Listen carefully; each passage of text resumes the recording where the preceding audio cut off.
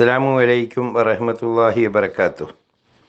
എല്ലാ മാന്യ പ്രേക്ഷകർക്കും മുസ്ലിം വിശ്വാസം ചാനലിൻ്റെ മറ്റൊരു വീഡിയോയിലേക്ക് സ്വാഗതം. വീഡിയോയിലേക്ക് കടക്കുന്നതിന് മുമ്പ് ഈ ചാനലിൻ്റെ ആവശ്യകതയെക്കുറിച്ചും എന്താണ് ഞങ്ങൾ ലക്ഷ്യമാക്കുന്നത് എന്നുകൂടി പറയാം. അള്ളാഹുവിൻ്റെ പരിശുദ്ധമായ ദീനിൻ്റെ അറിവുകൾ പഠിച്ച് മനസ്സിലാക്കുകയും അത് മറ്റുള്ളവർക്ക് പറഞ്ഞു കൊടുക്കുക എന്നതും ഇസ്ലാമിലെ ഏറ്റവും പുണ്യമുള്ള ഇബാദത്താണ്. ഒരാൾ ഒരു മതം അറിവ് പഠിച്ചു കഴിഞ്ഞാൽ അറിയാവുന്നവർ അറിയാത്തവർക്ക് പറഞ്ഞു കൊടുക്കണമെന്ന് നമ്മെ ഉത്ബോധിപ്പിക്കുന്ന നിരവധിയായ ഹദീസുകളുണ്ട്. ആയതിൻ്റെ അടിസ്ഥാനത്തിൽ നമുക്ക് പണ്ട് കാലങ്ങളിലൊക്കെ നമുക്ക് മതപരമായ അറിവ് പഠിക്കാൻ ഒരുപാട് അവസരങ്ങളുണ്ടായിരുന്നു. എന്നാൽ ഈ കാലഘട്ടത്തിൽ ഒരുപാട് പരിമിതികൾ നമ്മുടെ മതപരമായ വയല് പോലെയുള്ളവ കേൾക്കുന്നതിന് നേരിട്ടുകൊണ്ടിരിക്കുന്ന ഈ സാഹചര്യത്തിൽ ഒരു മതവിജ്ഞാന വേദി എന്ന നിലയിലാണ് ഈ വീഡിയോ ഷെയർ ചെയ്യുന്നത്. അതുകൊണ്ട് തന്നെ ഈ വീഡിയോ ആർക്ക് കിട്ടിയാലും അവർ ഒന്ന് സബ്സ്ക്രൈബ് ചെയ്യുക.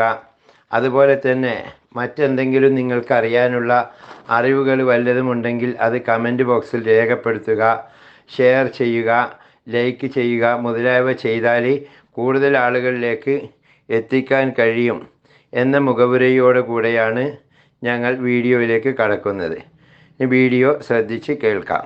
നബി സല്ലല്ലാഹു അലൈഹി വസല്ലമ തങ്ങൾ ഒരു ഹദീസിൽ ഇപ്രകാരം പറയുന്നു: ഇത്തഖുൽ ളുൽമ ഫഇന്നൽ ളുൽമ ളുലുമാതു യൗമൽ ഖിയാമ. നിങ്ങൾ അക്രമത്തെ സൂക്ഷിക്കണം. നിശ്ചയം അക്രമം എന്ന് പറയുന്നത് ഖിയാമത്ത് നാളിലെ ഇരുട്ടുകളിൽപ്പെട്ട ഒരു ഇരുട്ടാണ്.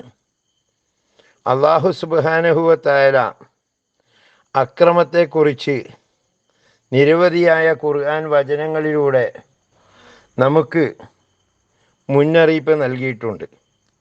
എന്താണ് അക്രമം എന്ന് ചോദിച്ചാൽ സാധാരണ നാം മറുപടി പറയാറുള്ളത് ഒരു പാവപ്പെട്ട മനുഷ്യനെ തൻ്റെ കായികശേഷി ഉപയോഗിച്ചുകൊണ്ട് അടിച്ചു വീഴ്ത്തുക, അല്ലെങ്കിൽ അയാളെ കത്തി കൊണ്ട് കുത്തുക, ബോംബെറിഞ്ഞ് കൊല്ലുക എന്നിങ്ങനെയുള്ള അക്രമങ്ങളെ പറ്റി മാത്രമേ നമുക്കറിയൂ.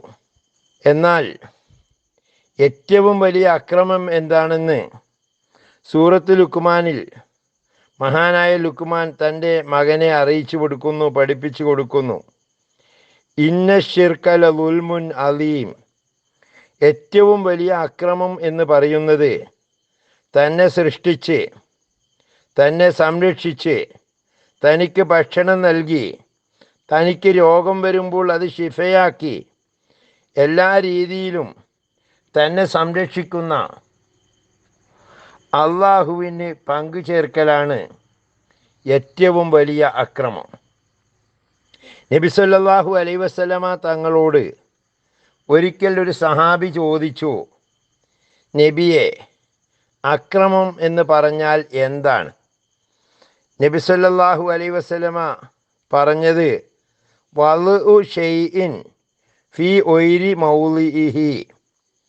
ഏതൊരു കാര്യത്തെയും അതിൻ്റെ സ്ഥാനമല്ലാത്ത സ്ഥാനത്ത് പ്രതിഷ്ഠിക്കുക എന്നതാണ് അക്രമം എന്നതുകൊണ്ട് ഉദ്ദേശിക്കുന്നത്.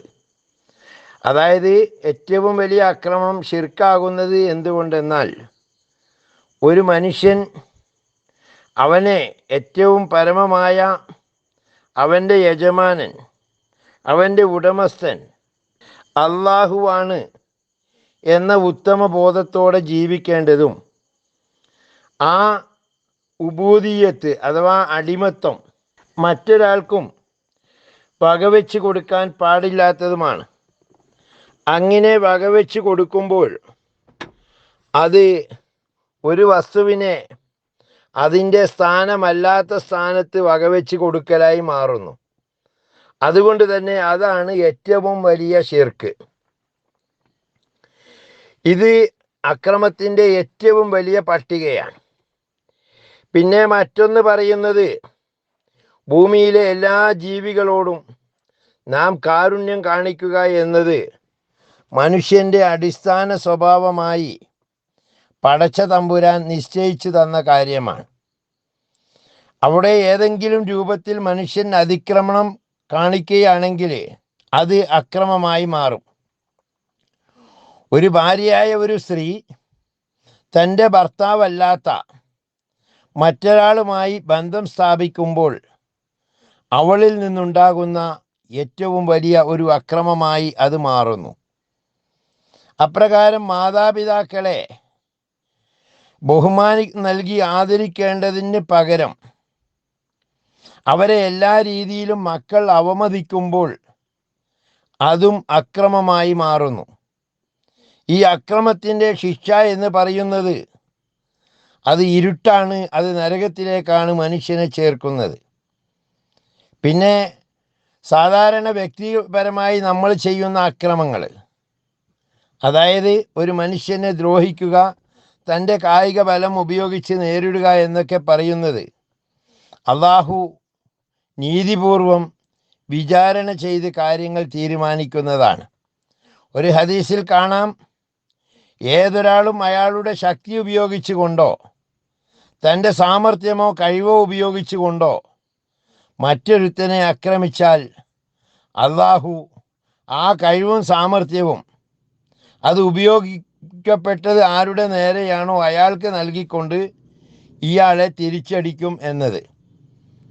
അതിന് ഏറ്റവും വലിയ കാര്യമായി അള്ളാഹുവിൻ്റെ റസൂല് പഠിപ്പിക്കുന്നത്, ഒരു ആട്, അതിന് വലിയ 2 കൊമ്പുണ്ട്.